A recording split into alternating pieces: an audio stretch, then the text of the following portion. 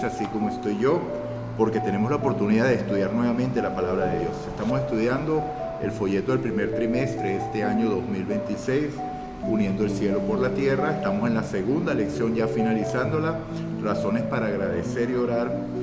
Y hoy vamos a estudiar la lección para el día viernes 9 de enero, que tiene como título todos los viernes para estudiar y meditar.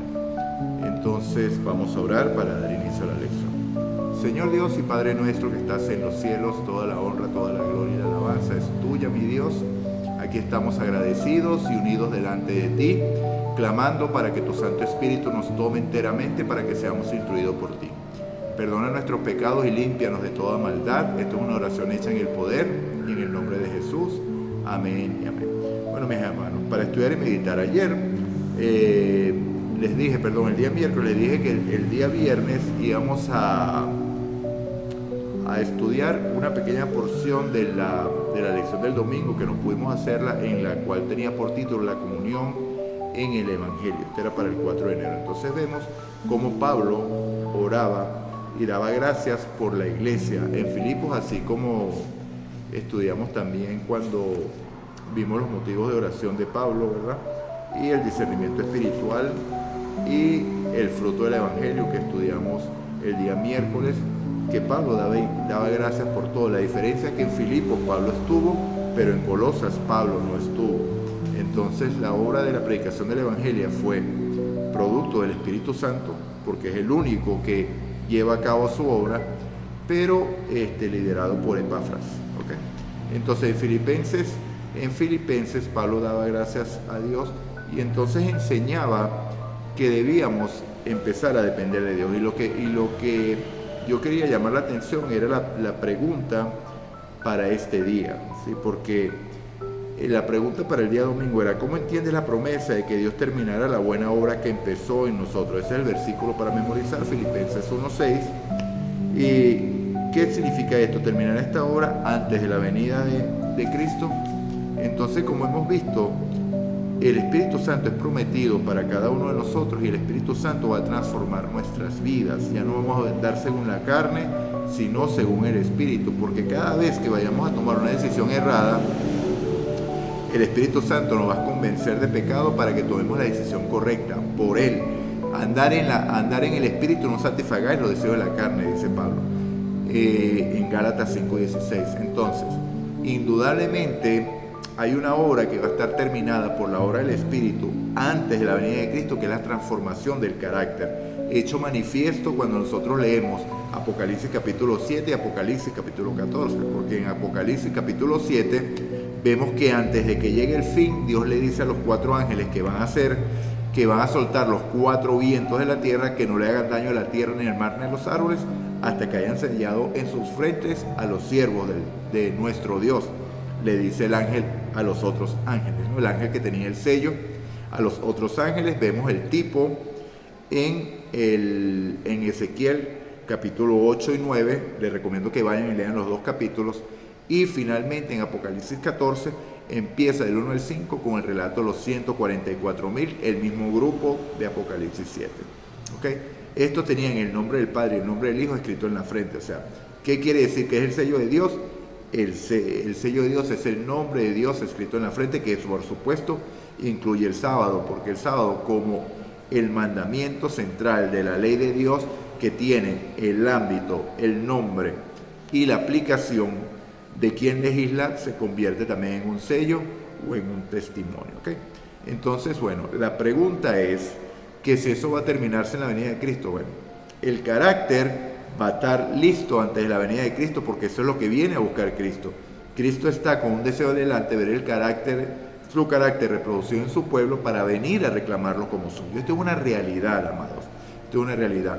Y si quieres verlo en la Biblia, léase nuevamente Ezequiel capítulo 36, léalo desde el versículo 20 hasta el versículo 27, léase también Hebreos capítulo 13, versículos 20 y 21, que son una bendición. Y podemos buscar más. Si siente deseo de profundizar en este tema, podemos ayudarlo. Entonces, hay una parte que sí y una parte que no. Porque ¿cuándo va a ser cambiado esto mortal en inmortal? A la venida de Cristo. ¿Cuándo va a ser cambiado esto corruptible en incorruptible? A la venida de Cristo. pero el carácter, la mente, ya va a estar amoldada a la voluntad de Dios, porque esa es su voluntad agradable y perfecta. Ok, entonces ya cerrando el paréntesis del domingo, vemos que el lunes estudiamos los pedidos de Pablo en oración, que los pedidos de Pablo en oración eran más por los demás que por sí. Entonces debemos reflexionar en cómo son nuestros motivos de oración. Si estamos orando para nosotros mismos o estamos orando para los demás. Recuerden que en Santiago el Señor reveló que pedís y no recibís porque pedís mal, para gastar en vuestros deleites. ¿Ok?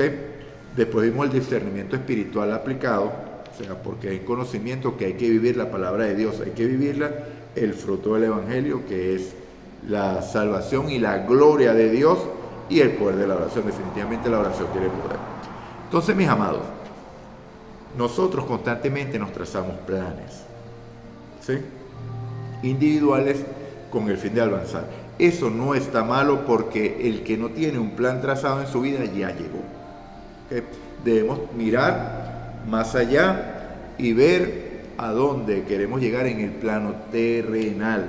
Pero recordemos algo: nuestra vida no está en nuestras manos, nuestra vida está en manos de Dios. ¿Y cuándo vamos a dar el último respiro?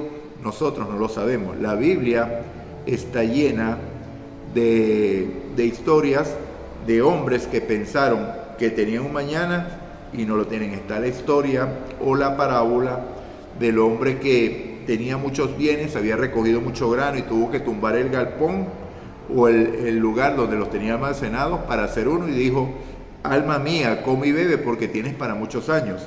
Y entonces esa noche venían por su alma.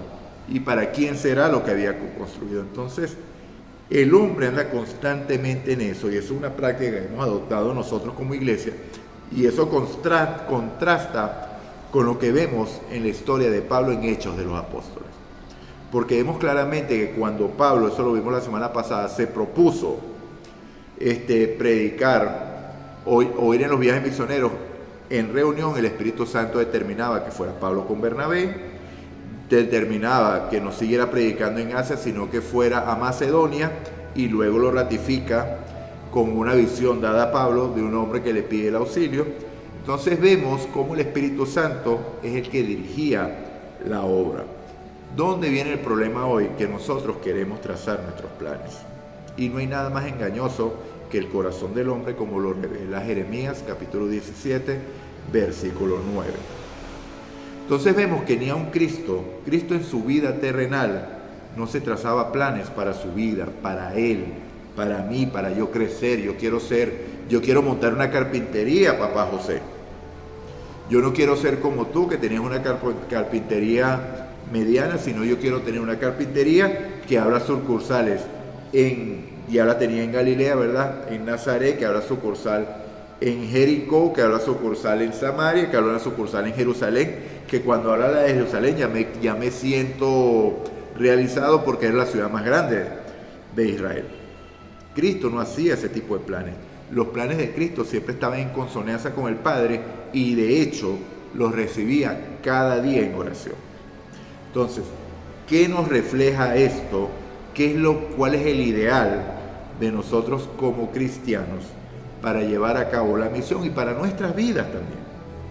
Porque Jeremías capítulo 29 versículo 11, que dice que Dios sabe los planes que tiene acerca de nosotros, planes de bondad y de bienestar, para darnos un fin y una esperanza.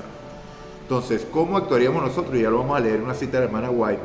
Nosotros tomaríamos las mismas decisiones y andaríamos por el mismo camino que Dios nos indica, aún en medio de privaciones y situaciones, si pudiéramos ver el fin desde el principio como Dios lo hace. Pero nosotros no tenemos esa capacidad. Por eso debemos confiar en nuestro Padre, que nos ama. ¿Tienes dudas acerca del amor de Dios? Espero que no lo tengas, porque si tienes dudas, nada más ve a la cruz, y ahí se disipa toda duda del amor de Dios.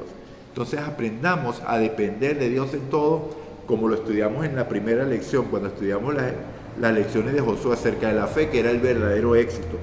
Su verdadero éxito, mi verdadero éxito, depende de Dios.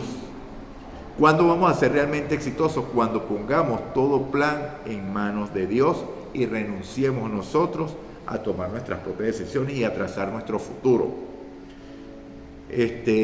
Casos hay muchos, por ejemplo, la muchacha que pide que le dé el esposo. Oh Señor, dame un esposo conforme a tu voluntad, pero por favor que si tiene una camisa azul, porque ese es el que me gusta, es mucho mejor.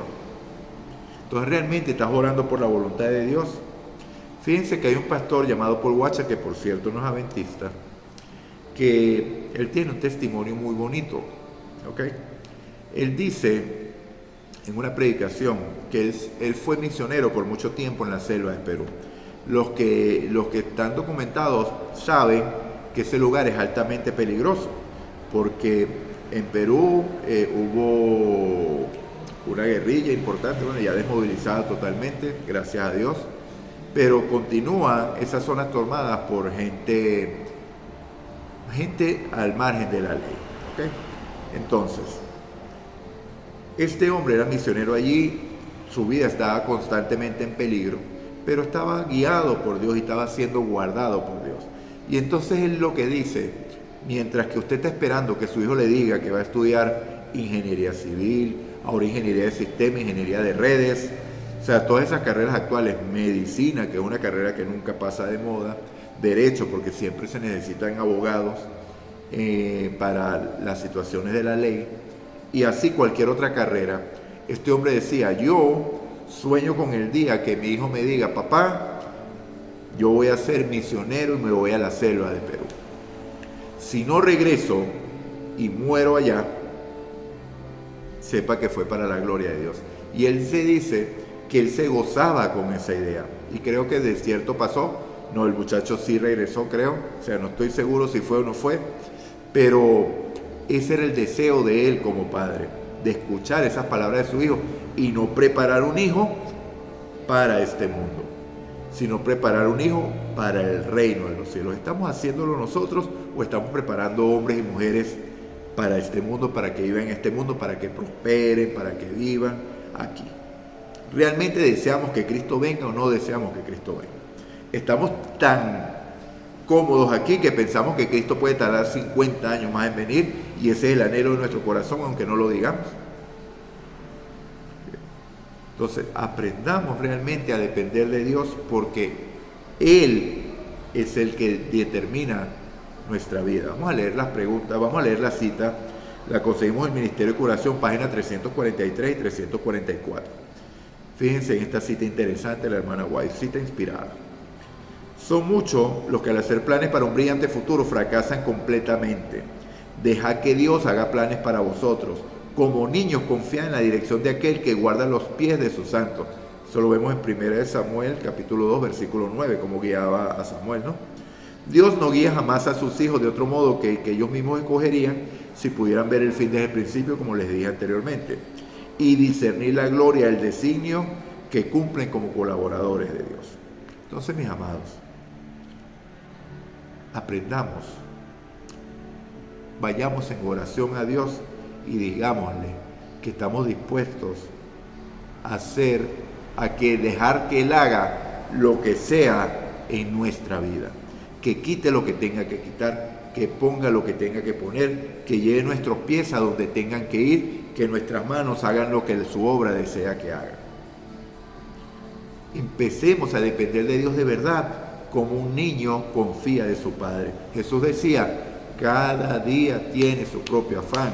¿Por qué vivimos en ansiedad? Porque estamos constantemente preocupados en el futuro. Estamos constantemente pensando, ¿y qué va a pasar mañana? Estamos cenando hoy pensando en el almuerzo de mañana. Entonces, esa es nuestra vida, esa es nuestra realidad. Rindámonos al Señor. Él que es bondadoso.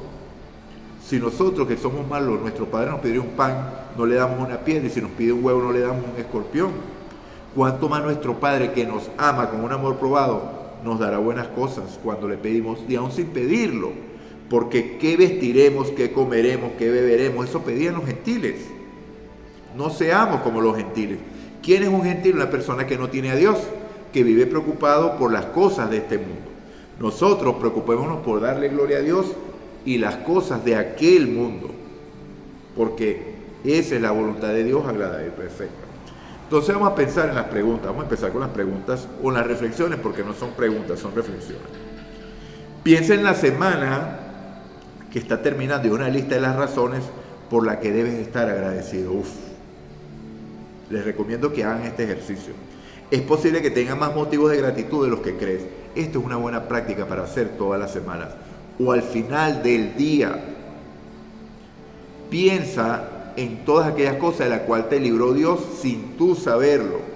Satanás está constantemente al acecho para destruirte, y si no lo ha hecho es porque los ángeles de Dios han peleado contra esos demonios para preservar nuestra vida. Ejercicio que hacemos comúnmente aquí. Gracias, Señor, por este aire que acabo de respirar, porque por tu gracia lo acabo de hacer, no porque yo tenga, porque sea un aire que tengo derecho a él. Entonces piensa en eso. Segunda pregunta. Reflexiona en el último párrafo de la cita anterior. El último párrafo es el que leímos. Son muchos los que al hacer planes para un brillante futuro fracasan completamente. Dejamos que Dios haga los planes porque no elegiríamos otro camino si conociéramos el fin desde el principio, ¿no? Esta es una declaración muy poderosa acerca de la fe. ¿Cómo puedes aprender a confiar de Dios de una manera tan profunda? Mi hermano, cuando tú pones tu vida en manos de Dios, ve la mano de Dios en todo. Entendiendo que si estás vivo ahorita y acabas de respirar y tu corazón acaba de latir, es porque Dios lo hizo.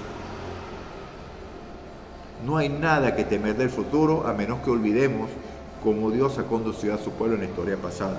Estas cosas acontecieron y están escritas para amonestarnos a nosotros, a ti y a mí, que hemos alcanzado el fin de los tiempos. ¿Okay? Ahora vamos a ver esta cita interesante.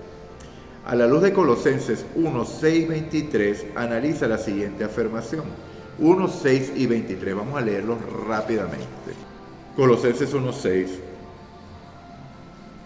Que ha llegado hasta vosotros, así como a todo el mundo, y lleva fruto y crece también en vosotros, desde el día que oísteis y conocisteis la gracia de Dios de verdad. Bueno, aquí indudablemente para poder tener hay que ver el contexto, ¿no? Vamos a leer desde el 4, pues. Hemos oído de vuestra fe en Cristo Jesús, del amor que tenéis hacia todos los santos a causa de la esperanza que os está guardada en los cielos.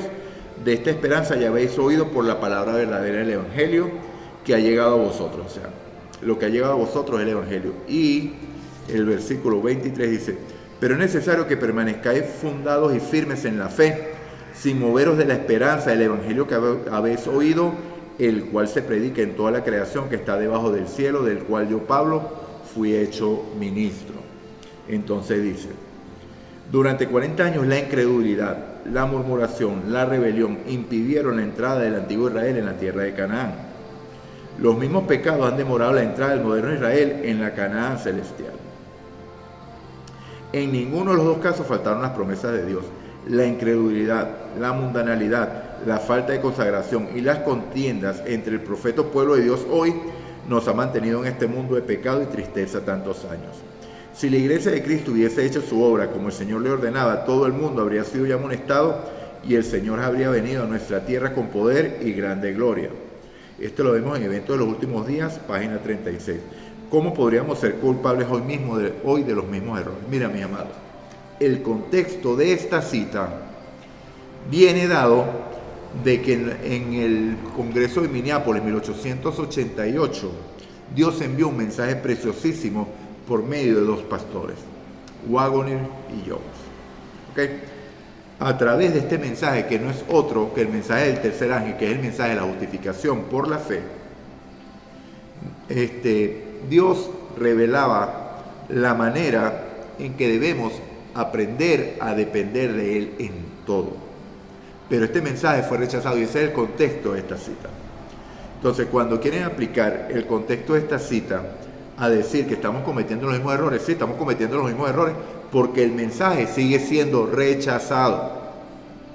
Porque si el día que ese mensaje sea aceptado, y les digo, vemos las profecías avanzando y les recomiendo que veamos el pueblo de Dios y el avance profético, dos videos, un video que está ya listo y otro que va a ser colocado creo que el sábado, porque ya está listo, está grabado aquí en el celular, pero no ha sido editado, cómo las profecías se están cumpliendo, y eso es evidencia de que la gente está creyendo. ¿Qué es lo que mantuvo al pueblo de Israel separado? La murmuración, sí, en aquel entonces. El acercamiento al mundo, pero fue la incredulidad. Igual que hoy, el tipo y el antitipo, en nuestra iglesia hoy se levantaron dos pastores, igual como se levantó allá Josué y Caleb, que confiáramos en la promesa de Dios porque Él es el que iba a hacer, ¿sí? Pero no le creyeron, así como Josué y Caleb se levantaron y el pueblo no creyó y lamentablemente quedaron muertos en el desierto a causa de la incredulidad. Eso se repite a nosotros hoy. ¿Okay? Entonces, ¿cuál es el llamado? Estudia la Biblia, cree las promesas de Dios, porque las promesas no fallan, y el resultado va a ser uno solo: dependencia total a Dios, porque vamos a ver a Cristo. Y finalmente, al igual que Job, que Dios le dijo a Satanás: mira mi siervo Job, hombre justo, recto, temeroso de Dios y apartado del mal. ¿Cómo era Job? Perfecto. ¿Quién lo declaró? Dios. Job no decía yo soy perfecto, no, Job no lo decía, lo dijo Dios de él. Igualmente, Dios en este tiempo dice: he aquí la paciencia de los santos, los que guardan los mandamientos de Dios y tienen la fe de Jesús. Mi amado, el llamado de agradecer y orar es aprender a depender de Dios. ¿Ok? Aplicación a la vida: estudia tu palabra, estudia la palabra del Señor y empieza a creer sus promesas. Si dudas de una sola, ya esa promesa no es para ti. Entonces, mi amado, Dios te bendiga, Dios te guarde. Recuerda, si escuchas hoy su voz, especialmente hoy, porque hablamos cosas profundas aquí hoy, no endurezcas tu corazón como la provocación. Y recuerda, una pregunta con cierta suspicacia, de que si las cosas, el fin que persigue, el fin que promete Dios aquí en Filipenses 1:6, que estoy seguro que el que empezó la buena obra la irá perfeccionando hasta el día de Jesucristo, va a ser antes de la venida de Cristo. El carácter es antes de la venida de Cristo. La carne a la venida de Cristo. No hay carne santa, no hay tal cosa que ya yo no puedo pecar más porque tengo una carne santificada. No. Pero si hay una cosa de que yo no puedo pecar más porque la simiente de Dios permanece en mí. Es su poder, es su obra, es su amor, su Santo Espíritu actuando en nosotros, no nosotros con nuestra fuerza. Así que no se cree esos cuentos de que vamos a estar pecando hasta que Cristo venga, porque si usted está en ese grupo, sus pecados no van a ser purificados en el santuario. Porque cuando Cristo salga del lugar santísimo, pecado que se cometa, pecado que quede en el pecador, porque no hay lugar a donde enviarlo. Porque el santuario cerró la puerta. El sacerdote no puede entrar y se llenó de la gloria de Dios. Dios te bendiga, Dios te guarde. Vamos a orar. Padre nuestro que estás en los cielos, alabado, glorificado y honrado sea tu nombre. Te damos las gracias, Padre, por este día. Gracias por tu bondad y misericordia. Gracias por tu amor. Gracias, oh Padre, porque cuando aún éramos pecadores, Cristo murió por nosotros y nos amaste de tal manera que nos hiciste tus hijos, Señor. Gloria a ti, Padre, alabanza sea a ti. Perdona nuestros pecados y límpianos de toda maldad. Oración que hacemos en el poder y en el nombre de Jesús. Dios te bendiga, Dios te guarde. Maranata, Cristo viene.